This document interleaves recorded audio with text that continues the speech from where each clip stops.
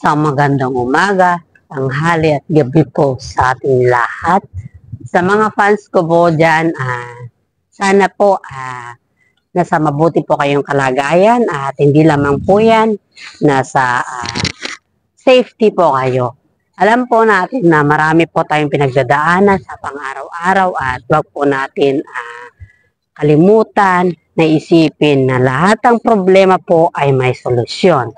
Ingatan po natin ang ating mga sarili at magdasal palagi dahil nga po ang gabay ng Panginoon sa atin ay siya lang po ang nagbibigay sa atin ng pag-alala kung ano po ang sinasabi ng Biblia sa atin. Kaya tayo po ay mag-ingat palagi at magdasal. Salamat din po sa mga solid na viewers ko kung saan po ay sila po yung palaging nanonood sa aking content at sa mga subscribers ko na patuloy pa rin na nagsusubscribe sa akin at sinishare po ang aking content. Sa mga commenters ko din po ay maraming salamat po dahil sa pag-i-engage ninyo sa aking content. Isang malaking tulong na po yan para sa akin at yun po ay taos puso po ako nagpapasalamat sa lahat ng mga tulong ninyo kahit po panoorin ninyo lang po ang aking content, masaya na po ako. Yan lamang po at saka update po natin ngayon ay about sa Kim Pao, Tambalan at sa mga ibang showbiz ganap po. Ayon po sa aking legit na source po ay talagang binanatan pala ni Paolo Avellino si Ian Lim sa kanyang Instagram post na kung saan po ay talagang finite po niya ang pagmamahalan niya kay Kim Chiu. Ayaw kasi ni Paolo Avellino na nakikitaan po na nasasaktan si Kim Chiu dahil po sa mga salita ni Ian Lim na binibitawan sa mga interview niya at hindi lamang po sa interview niya, sa mga kaibigan din po niya na ginagamit niya para lang po ikwento kung ano at sino po si Kim Chiu noon at ngayon. Yung paninira kasi ni Ian Lim dahil hindi niya matanggap na kung saan ay hindi talaga makipagtambal o makipag-collaborate po si Kim Chiu sa kanila. At same with that din po kay Gerald Anderson. Ganon din po yung sistema kay Gerald Anderson. Pero kay Ian Lim muna po tayo. Ayon po sa aking legit na source po ay talagang binalandera pala ni Ian Lim si Kim Chiu at pinag-usapan parang ginisang, para alam mo yung halaman na yung pinagtabuyan na hindi mo maintindihan na yung matapos mong ginamit at itatapon. Parang itatapon mo na lang ba? Ganun ba yung parang pag-describe ng mga nag-comment dun sa about kay Ian Lim na kung saan po ay talagang diretsahan niyang sinabi na si Kim Chiu daw yung dahilan kung bakit bagsak siya at dapat siya din daw yung dahilan para umangat na daw siya ulit. Parang umaga, kung ikaw yung dahilan ng pagkabagsak ko, dapat ikaw din yung dahilan ng pagka-upgrade ko. Parang ganun. Maraming netizen po ang nagbatikos kay si Ian Lim dahil nga po sa kanyang ugali na kung saan po ay nangdidiin ng tao kahit alam niya naman na siya ay may kasalanan. At hindi lamang po si Kim Chiu ang may kasalanan dahil nga po palagi niya kasi pinagdidiinan na bakit siya bumagsak, bakit nawala yung karir niya ay dahil lang po yun kay Kim Chiu. Alam niyo po sa mga fans po mga Kim Pao, palagi naman kasi pag alam mo pag sumisikat yung isang babae or yung isa tapos ikaw ay pabagsak na, talagang hihilain mo siya pababa. Alam naman din natin na sila Paolo Avellino at saka si Kim Chiu sa ngayon ay pinapakilig na ang mga fans. At saka hindi lang pinapakilig po, unti-unti na rin nilang inaamin sa publiko kung ano po talaga ang kanilang status. Hindi man nila sasabihin ng through their words, pero through their action po ay nalalaman at nalalaman na natin. Hanggang po sa darating ang araw na aamin na po yung dalawa at wag na lang po natin sila munang wag mo na po natin sila muna napilitin ba na paaminin. Dahil nga po alam naman natin ang sistema or ang kalakalan sa showbiz ay pag sabihin mo na kayo na at yung mga ibang fans pa, yung mga galit sa mga Kim Pao ay hanapan at hanapan ka talaga ng butas. Yun po yung dahilan kung bakit ayaw paaminin ng Kim Pao na may relasyon na po sila. Pero ayon po sa aking legit na source po, yung mga kasabay nila Paolo Avellino at saka si Kim Chiu nung umuwi po sila sa Pilipinas ay inamin na pala ni Paolo Avellino dun na mayroon na sila. Kaso nga lang, kumbaga hindi pa kasi official, oo na hindi daw yung sila ni Kim Chiu. Dahil nga po, ayaw kasi samantalahin ni Paolo Avellino yung kahinaan ni Kim Chiu dahil alam naman natin na nanggaling si Kim Chiu sa relasyon na kung saan po ay alam naman natin yun na sobrang hirap at sobra siyang nasaktan. Sa mga ibang tao po dyan na sinasabi po na ginagamit ni Paolo Avellino si Kim Chiu ay hindi po yan totoo kung tutusin po natin. Dahil nga po alam naman natin na si Paolo Avellino ay inangat din ang kanyang sarili at gumawa din ng sarili niyang pangalan sa showbiz na kung saan ay parehas naman sila ni Kim Chiu na isang talented na artista. Tunghayan po natin ang Kim Pao sa ngayon dito sa Showtime na kung saan po ay winelcome po sila ng Showtime kung saan ay yung kaganapan sa California. May ipapakita po ako sa inyo na video na kung saan po ay andito sila sa Showtime at naging guest po si Paolo Avellino dun. Sobrang kilig ang mga fans dahil pinakilig na naman nila ang mga fans at may mga katanungan ang mga staff kay Kim Chiu at saka si Paolo Avellino na kung saan po ay sobrang mahihain si Paolo Avellino. Na kung saan po ay pinagtapat po ni Paolo Avellino ang kanyang pagmamahal kay Kim Chiu sa pamamagitan po ng kanyang pag-awit at pagkanta sa kanyang performance sa Showtime. Alam naman natin lahat na hindi naman mahirap intindihan ang mga taong tahimik, kaso nga lang talagang napaka-charming kasi ni Paolo Avellino. Lahat ng mga tao dun sa mismo sa ito sa Showtime, sa mga madlang people na nakasubaybay sa kanila, sa mga fans po nila is talagang sumisigaw sila at sinasabing Kim Pao forever. Ito nga po yung sinasabi natin na hindi lahat ng panahon ay nasa ibaba ka, kundi may time din po na nasa itaas ka.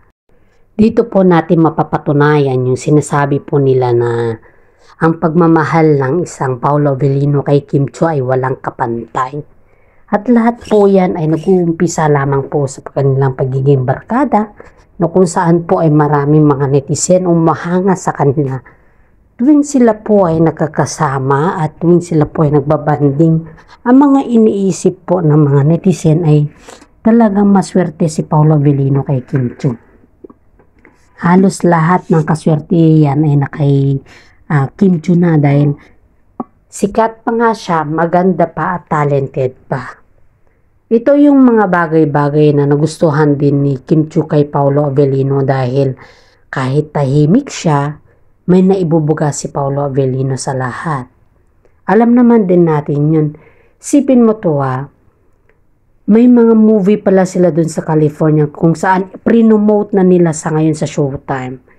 Kung napanood nyo po yung Showtime nila, yan po yung promotion na kung saan po ay nakikitaan na natin sila na nagsasabi na po sila na kaya pala nandun sila sa Amerika at hindi pa umuwi dahil po may ginagawa silang movie doon. Yun yung kaunang-unang movie po nila ni Kim Chiu after that. Kaya sa mga Pilipino po dyan sa mga ibang bansa, patuloy po lang natin suportahan ng Kim Pao dahil alam naman natin na ang Kim Pao lang ang totoo dito. At saka may transparency po sila. Yung kanina po nakapag-upload po ako kaso nga lang nagkaroon kasi ng CC kaya mahirap po i-upload yun . Alam mo yung mga kasama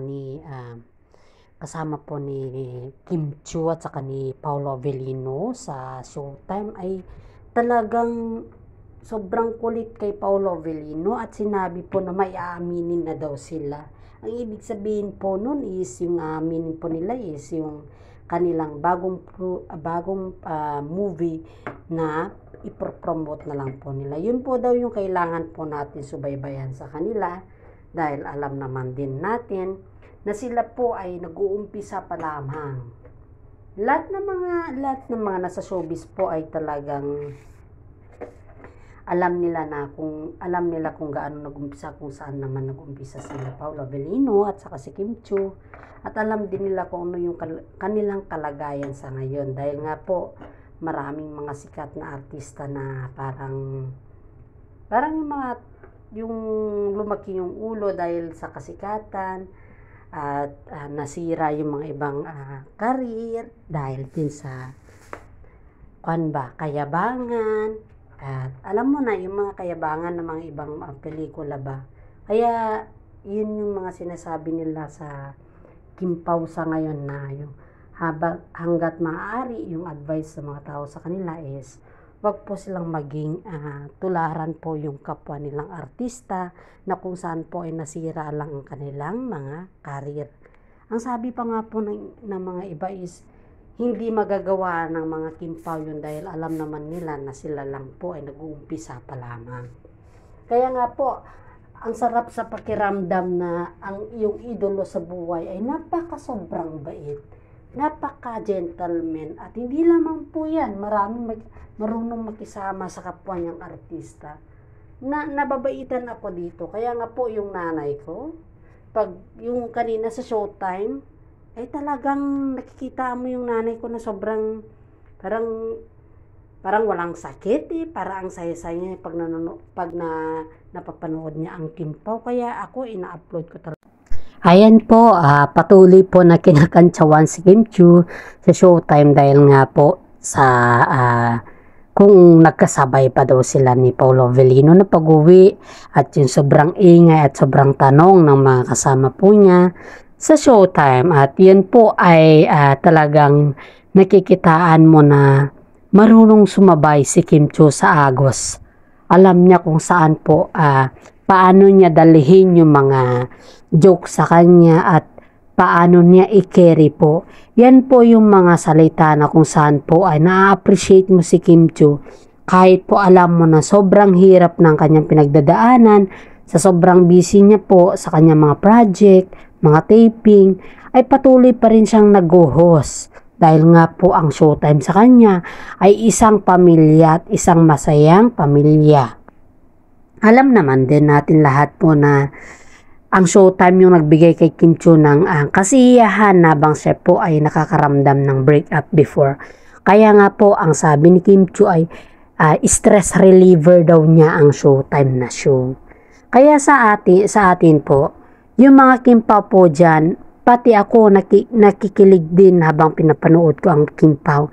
Hindi ko po akalain na marireach out po nila yung ganitong kasikatan sa ngayon. Hindi ko rin po akalain na magkatandem po sila ni Kim Chu sa ngayon. Sa totoo lang po. At ang sabi pa nga ng aking legit na source po ay parang kumbaga trinay lang daw ng mga management si Paolo Avellino. Kasi nga daw po, matagal na palang hinihintay ni Paolo Avellino si Kim Chu. Kaya tuwing may mga interview pala si Paolo Avellino noon, ang sabi niya pala si Kim Chu dapat yung kanya makatambal. Kasi nga po, nakikitaan niya si Kim Chu na siya ay talagang hindi lang sa mahusay, kundi maganda rin at talented din. Dahil nga po, lahat ng package ay na kay Kim Chu na po Hindi naman po natin maipagkailayan or yung sabihin mo na napakasinungaling ba yung mga ibang tao. Pero hindi natin masabi yan dahil nga po nakikita natin ng true actual kung anong klaseng skilled or kung anong klaseng husay si Kim Chu na mag-host. Tapos pagdating naman sa showbiz drama, ganun din siya. At sa mga arte-arte, ganun naman siya. Singer, dancer, isang package lang na kay Kim Chiu na lahat. Kaya nga po, maraming netizen ang nagsasabi na sinayang ni Sian Lim si Kim Chiu. Tignan mo, nung nag-break up sila, Kim Chiu at Sian Lim ay talagang halos bumongga ang pangalan ni Kim Chiu. Halos nag-trending siya every day, every seconds, every hour. Halos mag-post lang ng kunti, nag-trending lahat siya. Yun po ay dahil din po, laki din yung pasasalamat ni Paolo Avellino kay Kim Chiu dahil kapag nag-trending din si Kim Chiu, nag-trending din po si Paolo dahil nga po sila ay tambalan. Dadako po tayo sa issue na about dun sa mga kontrata na kung saan po ay nakapagpirma na sila Kim Chiu at saka si Paolo Avellino ng kontrata about sa kanilang bagong project. Alam mo yung management na kung saan po ay talagang nahiya pa si Paolo na magsabi sa management na siya yung gawing leading lady ni Kim Chiu dahil nga po sobrang mahihain si Paolo Avellino. Yan po yung ayon sa aking legit na source po Sabi po ay kung titignan mo daw si Paolo Avellino, it seems like she's very shy, sabi niya. At saka nung dumating pala si Kim Chiu sa bahay nila Paolo Avellino or kaya yung nag-meet and greet sila ay nakausap rin pala ni Kim Chiu yung kanyang nanay ni Paolo Avellino, na kung saan po ay sinabi sa kanya na talagang mahihain si Paolo. At hindi lamang po yan, hindi lamang po yung nanay ni Paolo ang nagsabi sa kanya, kundi pati yung mga kapatid ni Paolo at nakabanding din ni Kim Chiu yun, yung mga kapatid ni Paolo. Alam naman natin lahat na hindi basta-basta ang gampanan ang mga role ni Paolo dahil pagdating naman sa pelikula ay makikitaan mo talaga siya doon na kung ano yung binigay na script, yun talaga yung kanyang sinusunod. At alam naman din po natin yan. Alam naman ng mga Pilipino or mga netizen na si Paolo ay pagdating sa arte-arte, wala siyang ganun. Pagdating sa mga yung parang yung temit, yung parang si Daniel Padilla na kayabangan, wala siyang ganun. Pagdating din, tignan mo yung kanya sa linlang, boxer siya dun, di ba? Dapat maangas siya. Pero parang hindi mo siya makikita na maangas siya kasi ang lambot niyang magsalita. At napaka-smooth nilang, hindi siya masyadong maingay at rough. Yun si Paolo Avellino. Kaya nga po, nagustuhan din ng pamilya ni Kim Chiu na si Paolo Avellino ay parang matalino at saka yung may respeto sa sarili at hindi lamang po yan, may respeto din po kay Kim Chiu. Dahil nga po, alam mo yung pag-alaga ni Paolo Avellino ngayon kay Kim Chiu halos todo suporta. Big pa niya magjowa kung tutuusin mo. Kung totoo man talaga na there is something special na sa kanila, ay sila Paolo Avellino na lang magsabi niyan. Alam naman natin dito sa showbiz, mahirap din pagka pinapangunahan din po natin sila. Kasi nga po, gaya sa mga ibang showbiz na pagpangunahan mo ang kanilang idolo sa buhay, ay nagkakaroon talaga ng mga aberya yan. Kaya yung mga kilig moment dyan sa Kim Pao na yan, saludo po ako. Please lang comment nyo lang po kung may mga reaction po kayo. Comment nyo lang po, wag lamang po negatibo dahil ang negatibo ay nakakasira din yan. Lalahanin po natin na isa rin lang po silang tao at isa lang din silang nagkakamali at hindi rin po perfecto. Kung hangad po natin ay maging perfecto sila, ay tayo po ay mag-adjust dahil sila din po ay humihinga na kagaya po natin. Ang Diyos lamang po ang perpekto sa mundo at ang kapwa nating tao ay hindi po perpekto. Ang akin lang po ay magtiis po tayo at hintayin po natin yung totoong kasagutan sa lahat ng ating mga tanong. Ang magawa ko lang po sa inyo ay ang i-update kayo ko tungkol sa Kim Pao update for today. At ito lamang po ang aking update at subaybayan po natin ang aking update bukas po or mamaya. Maraming salamat po. Please share naman, comment, like, and subscribe naman po. Maraming salamat at God bless po.